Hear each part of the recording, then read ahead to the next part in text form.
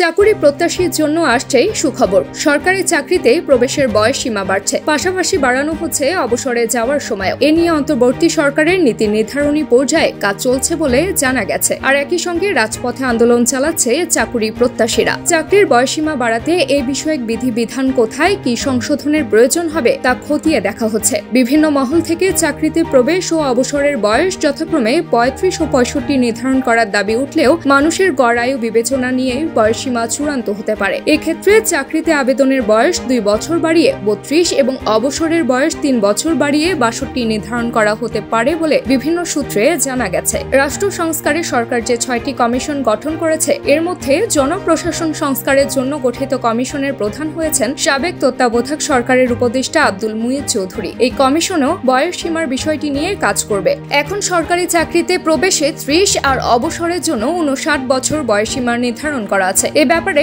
সরকার সংশ্লিষ্ট একটি সূত্র বলছে, চাকরিতে প্রবেশ ও অবসরের সময়সীমা বাড়ানোর বিষয়ে সরকার এখনো চূড়ান্ত সিদ্ধান্ত নেয়নি। তবে সরকার জনপ্রশাসন সংস্কারের লক্ষ্যে একটি কমিশন গঠন করেছে। চাকরিতে প্রবেশ ও অবসরের বয়স বাড়াতে সুপারিশ করবে কিনা তা এই কমিশনের এখতিয়ারভুক্ত। মূল বিষয়টি হলো জনগণকে সুশাসন কিভাবে দেওয়া যায় তা নিশ্চিত করা। এক্ষেত্রে এই কমিশন যদি মনে করে সরকারি চাকরিতে ঢোকার বয়স ও অবসরের সীমা বাড়ানোর প্রয়োজন, তারা সরকারকে সুপারিশ দেবে। বয়সসীমা বাড়ানোর পক্ষে যুক্তি কি তাও তুলে ধরা হয়েছে প্রতিবেদনটিতে। চাকরিতে আবেদনের বয়সসীমা ৩৫ প্রত্যাশী শিক্ষার্থী সমন্বয় পরিষদের আহ্বায়ক মোহাম্মদ শরীফুল হাসান শুভ বলেন, দেশের জাতীয় যুবনীতিতে ১৮ থেকে ৩৫ বছর বয়সীদের যুবক বলা হলেও ৩০ বছর হলেই তাদের সরকারি চাকরিতে আবেদনের সুযোগ দেওয়া হচ্ছে না। তিনি বলেন, ২৭ থেকে ৩০ বছরে উন্নীত করা হয় যখন বাংলাদেশের মানুষের গড় আয়ু ছিল মাত্র ৫৭ বছর। বর্তমানে দেশের মানুষের গড় আয়ু বেড়ে ৭৩ বছর হলেও চাকরিতে আবেদনের বয়সসীমা বাড়ানো হয়নি। চাকরির আবেদনের বয়স বাড়ানোর আন্দোলনকারীরা জানান, প্রতিযোগিতার এ সময়ে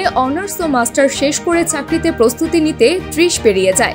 কোনো ক্ষেত্রে বিশেষ করে জাতীয় বিশ্ববিদ্যালয়ে সেশন জোটের কারণে বয়সসীমা একেবারে শেষ পর্যায়ে চলে আসে। এতে করে কাঙ্ক্ষিত চাকরি পাওয়া দুষ্কর হয়ে পড়ে। দেশে এখন ২৬ লাখ বেকার, তাদের মধ্যে অধিকাংশই বয়সসীমা পার করায় হতাশায় ভুগছেন। বয়সের কারণে অর্জিত সনদ অকেজো হয়ে যাবে, এটা হতে পারে না।